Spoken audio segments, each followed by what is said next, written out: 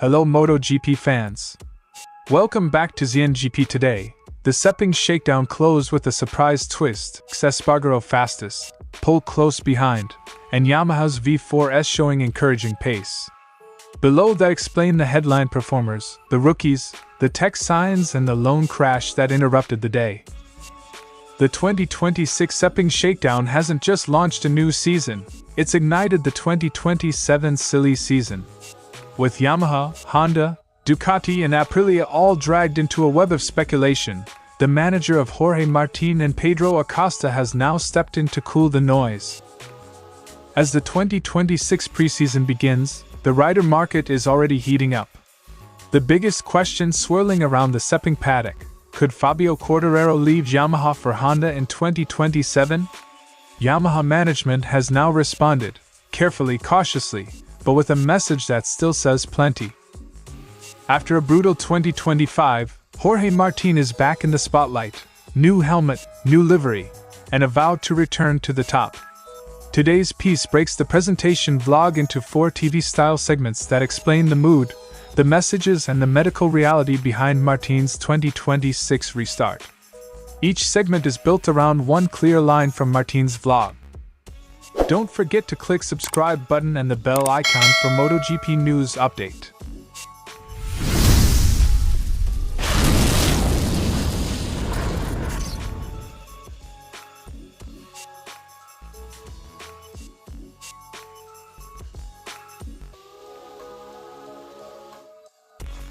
The story of the day was the Espargaró brothers. Pole led in the morning, but Alex, with a late run upgrade to Aero, came back to set the best lap of the shakedown. That 1 minute and 57.173 seconds was not just fastest on paper. In Sepang heat and long runs it showed a stability that teams love to see heading into the official tests.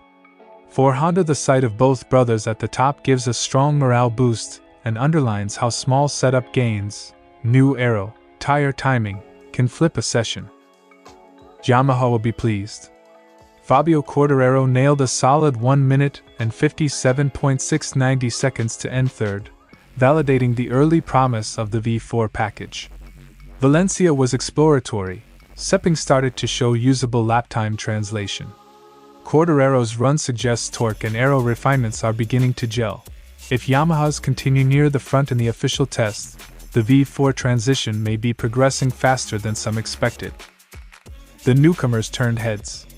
Diogo Moreira's brief climb to P5 and Toprak Razgatlioglu's steady improvement mean several rookies are adapting quicker than usual.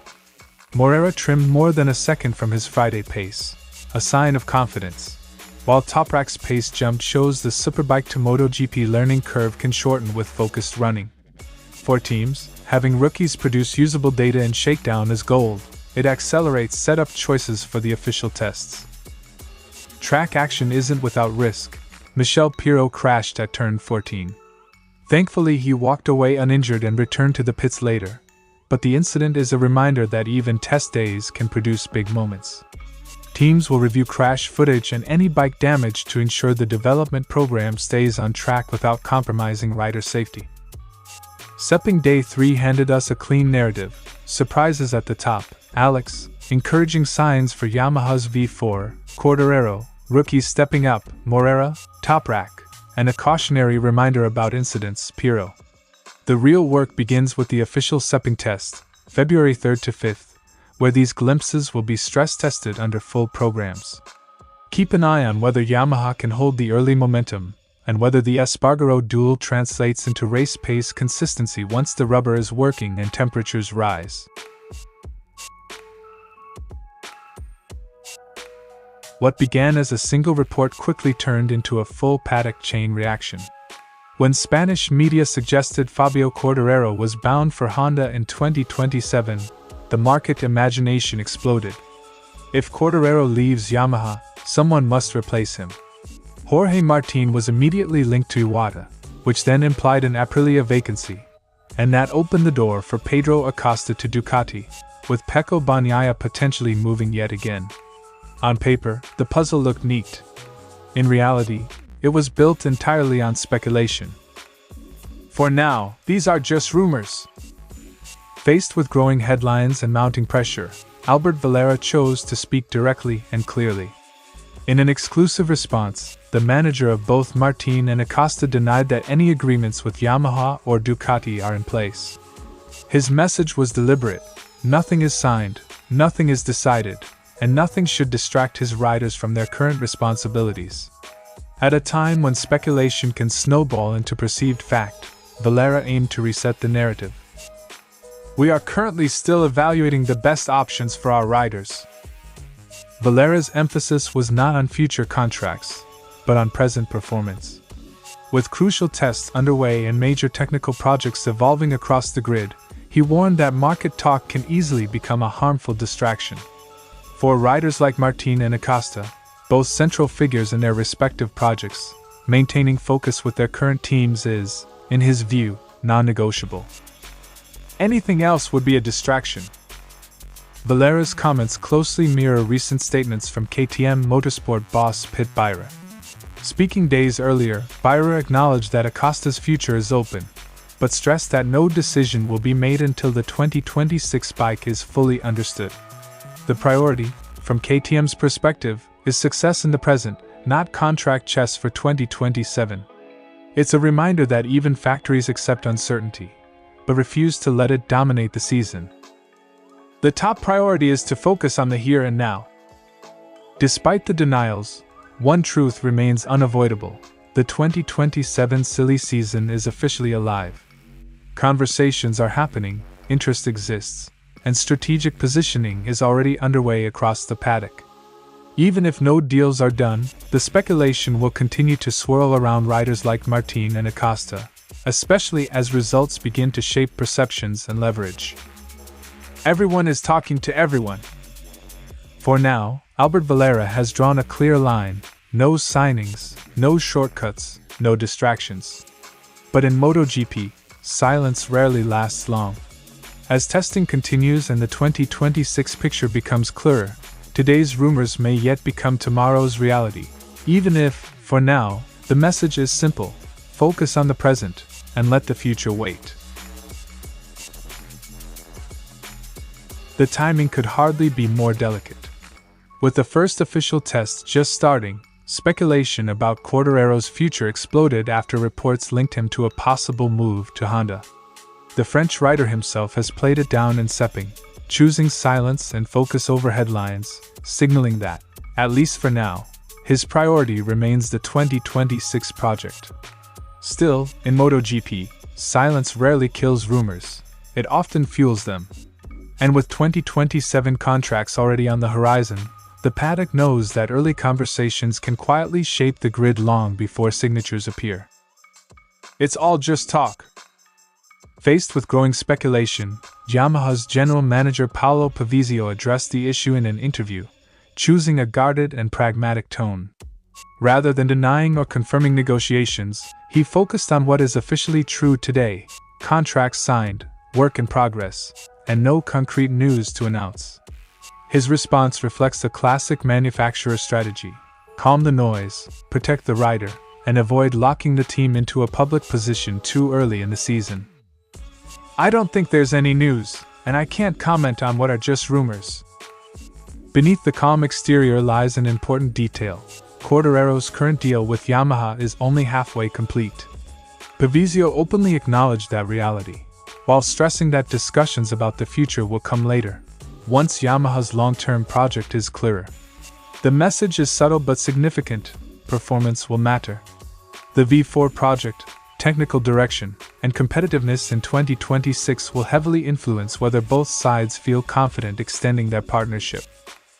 We are only at 50% of the contract we signed with Fabio.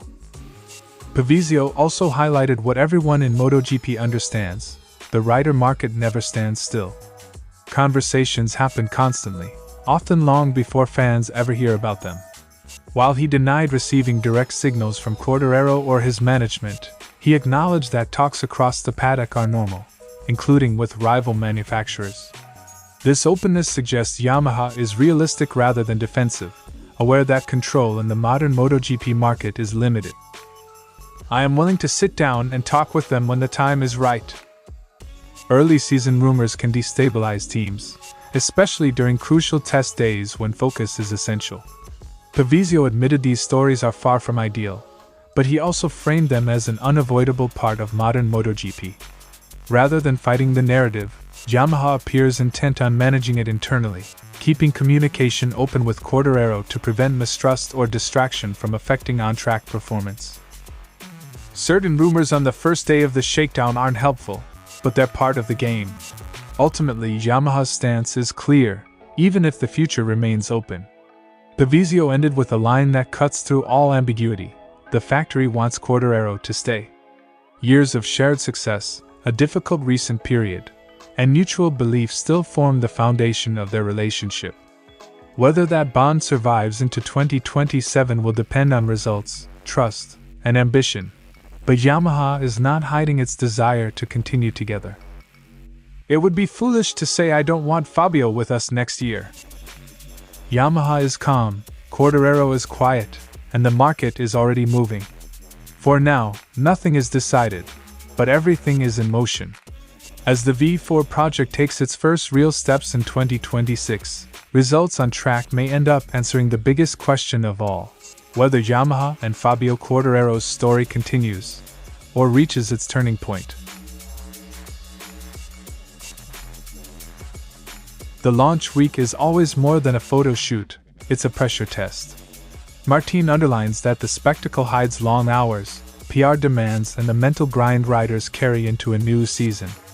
The way he talks about the 2 most difficult days shows how much attention riders must give to image, sponsors, and ritual before they even get on track, and how that soft, unseen work can shape confidence heading into winter testing. He's smiling in the clips, but the comment reminds viewers that readiness is more than fitness. It's logistics, brand duties, and a psychological reset. Now come the 2 most difficult days of the year for me: the photo shoot and the team presentation. It's a narrative device. He plays with it on camera, acknowledging what was lost, owning who he is, and projecting a confident comeback. The helmet reveal and the 2 small stars on the leather signal continuity and personal ritual. The vow to be back to one flips nostalgia into motivation. For fans, that line reads as a promise, not arrogance, but determination to climb the ladder again. Now it's back to 89, but we'll be back to one. Martín's reflection about 2025 mixes realism and hunger. He stresses lessons learned, don't overdo it, respect recovery, while insisting the season ahead is the one that counts. That combination of humility and fire is valuable.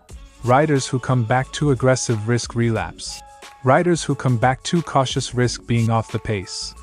Martín's words show he's trying to thread that needle, recalibrate training, protect the body, but keep the competitive engine running. What I've learned this year is that you shouldn't do more than you need to, and now I need to recover and be ready for the first race. The vlog's upbeat moments sit next to a blunt clinical reality. Martín isn't yet fully fit.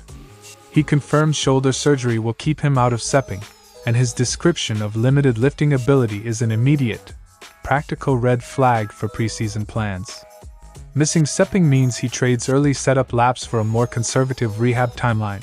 Aprilia must adapt test programs and manage expectations. Long term, this could be the right call. Short term, it's a clear handicap in the fight for early season momentum. I'm still not fully recovered. I can lift a little weight, but not much. Quick recap. Martín's presentation vlog mixed show business pressure, identity, and ambition with an honest medical update. The narrative is simple. He's rebuilding, conscious of limits, and publicly determined to return stronger. Watch for Aprilia's test day announcements and Martín's rehab milestones. They'll tell us whether this season begins as a comeback story or a delayed return. Either way, the vlog makes one thing clear: Jorge Martín intends to fight. Thanks for watching ZNGP Today, and this is your Moto GP news update. And see you next time!